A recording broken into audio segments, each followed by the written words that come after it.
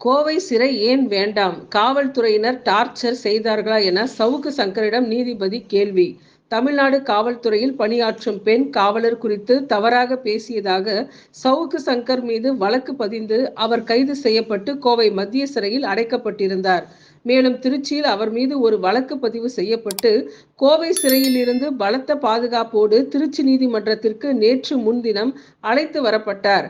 அவருக்கு தொடர்ந்து மருத்துவ பரிசோதனை செய்யப்பட்டு முதல் நாள் திருச்சி லால்குடி கிளை சிறையில் அடைக்கப்பட்டார்.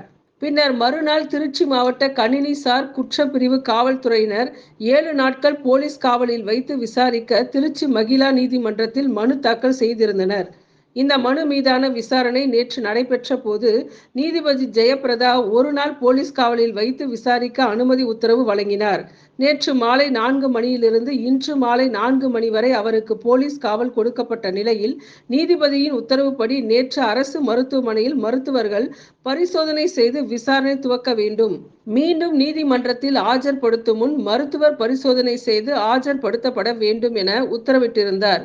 திருச்சி மாவட்டம் ராம்ஜி நகர் காவல் நிலையத்தில் திருச்சி மாவட்ட கணினிசார் குற்றப்பிரிவு ஏடிஎஸ்பி கோடிலிங்கம் தலைமையிலான போலீசார் அவரிடம் நடத்திய விசாரணை நிறைவுற்ற நிலையில் இன்று முதலில் திருச்சி அரசு மருத்துவமனையில் மருத்துவ பரிசோதனைக்கு சவுக்கு சங்கரை காவல்துறையினர் அழைத்து வந்துள்ளனர்.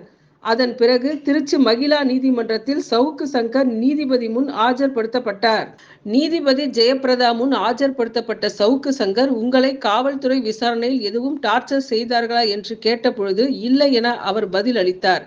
தன்னை கோவை சிறையில் தனி அறையில் வைத்துள்ளதாகவும் அதில் இருந்தால் மனநோயாளி ஆகிவிடுவேன் என நீதிபதியிடம் முறையிட்டார். தனக்கு மருத்துவ சிகிச்சை அளிக்க வேண்டுகோள் கடிதம் அளித்தால் தகவல் கோவை சிறைக்கு தருகிறேன் என்றார். திருச்சி சிறையில் தன்னை அடைக்க வேண்டும் என நீதிபதியிடம் முறையிட்டார். ஏன் என்று நீதிபதி கேள்வி எழுப்பிய பொழுது போதை பழக்கத்தில் உள்ள சிறைவாசிகளுடன் மனநோயால் பாதிக்கப்பட்டவர்களுடன் அடைத்து வைத்திருப்பதாகவும் குறிப்பிட்டார். வேறு வார்டுக்கு மாற்ற வேண்டும் என திருச்சி மகிழா நீதிமன்ற நீதிபதி ஜெயபிரதாவிடம் வேண்டுகோள் விடுத்தார். சங்கரின் வேண்டுகோள் மனுவை ஏற்ற நீதிபதி கோயம்புத்தூர் சிறை கண்காணிப்பாளருக்கு பரிந்துரை செய்துள்ளார். மேலும் 28/5/2024 வரை நீதிமன்ற காவலில் அடைக்க உத்தரவிட்டதை அடுத்து கோயம்புத்தூர் சிறைக்கு மீண்டும் சவுக்கு சங்கர் அழைத்து செல்லப்பட்டார்.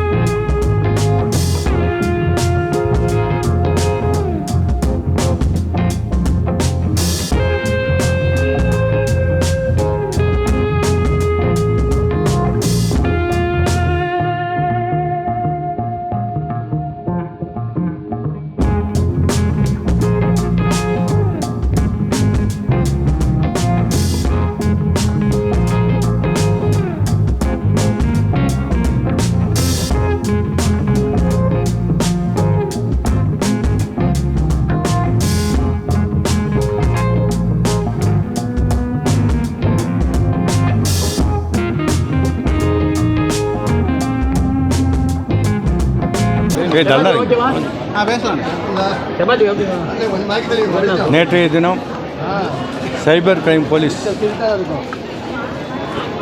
வழக்கு சம்பந்தமாக என்னை கட்சிக்காரர் சவுக்கு சங்கரை நீதிமன்ற காவலில் இருந்து போலீஸ் கஸ்டடிக்கு மாலை 4 மணி அளவில் அசிஸ்டண்ட் எஸ்பி ஏடிஎஸ்பி கஸ்டடி எடுத்துகிட்டு போனாங்க. அவங்கள ராம்ஜி நகர் காவல் நிலையத்தில் வச்சு விசாரித்தாங்க. 3 முறை நீதிமன்ற உத்தரவுப்படி வழக்கறிஞராக நாங்கள் போய் சந்தித்து அவர்கிட்ட என்னன்னு கேட்டேன். அவர் அதுவரை ஒன்றும் ப்ராப்ளம் மாதிரி சொன்னாங்க. அதுக்கப்புறமா நான் வந்துட்டோம். இன்று 4 மணிக்கு மீண்டும் அவரை மருத்துவ பரிசோதனை செய்து நீதிமன்ற காவலுக்கு உட்படுத்தினாங்க.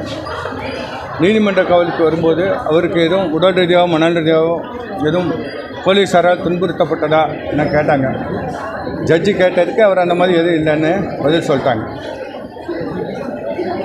அவருடைய இன்னொரு முறையீடு கோவை சிறையில் அவர் வந்துட்டு இந்த மனநோயாளிகள் மனநலம் பாதிக்கப்பட்ட நபர்கள் இருக்கும் அறையில், அதாவது மெண்டல் பிளாக்னு சொல்லுவாங்க, அதில் அடைத்து வைக்கப்பட்டிருக்கிறதாகவும் அந்த பிளாக்லேருந்து இந்த வழக்கில் இன்றைக்கி ரிமாண்ட் பண்ணனால அந்த பிளாக்லேருந்து வேறு பிளாக் மாற்றணும்னு கேட்டாங்க மெண்டல் வார்டுக்கு. அதுக்கு அரசு தரப்பில் அப்போஸ் பண்ணாங்க.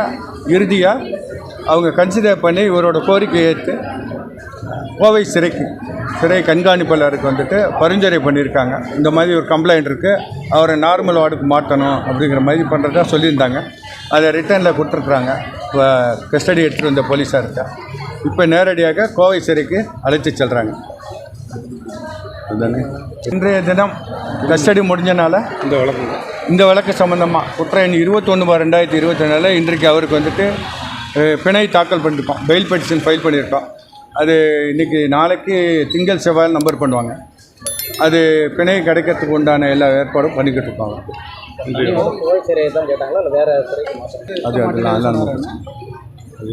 அவர் வேறு சிறை மாற்ற சொல்லி உயர்நீதிமன்றத்தில் மனு தாக்கல் பண்ண உத்தரவாயிருக்கு. அந்த உத்தரவு கை கிடச்சோன்னே அது என்னன்னு நான் சொல்லுவேன்.